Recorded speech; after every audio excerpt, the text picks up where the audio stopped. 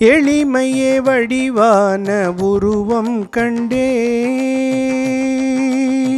எளிமையே வடிவான உருவம் கண்டேன். அதில் ஏழ்மையே இல்லாத அழகை கண்டேன். ஏழ்மையே இல்லாத அழகை கண்டேன். எளிமையே வடிவான உருவம் கண்டேன். அதில் ஏழ்மையே இல்லாத அழகை கண்டேன்.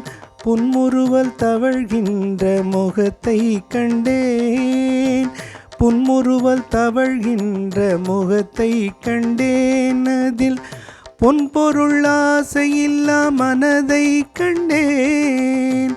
பொன்பொருள் ஆசையில்லா மனதை கண்டேன். பொன்பொருள் ஆசையில்லா மனதை கண்டேன். கண்களில் கருணையே பொழிய கண்டேன். கண்களில் கருணையே பொழிய கண்டேன். அவர் கருத்தினில் கடவுளே தெரிய கண்டேன். அவர் கருத்தினில் கடவுளே தெரிய கண்டேன்.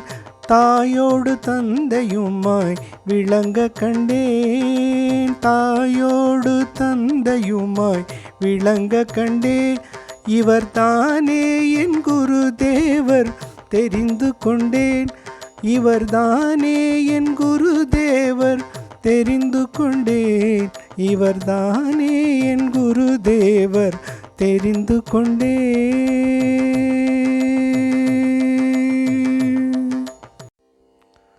பகவான் ஸ்ரீ ராமகிருஷ்ணர் எளிமையே வடிவாக இருப்பதை நாம் பார்க்க முடிகிறது.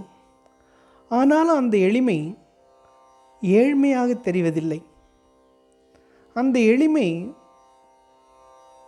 அதில் எந்த விதமான குறைவுமே இல்லாத ஒரு ஆனந்த ரூபமாக வசதியாக இருக்கின்ற ஒரு அழகை காமிக்கிறது.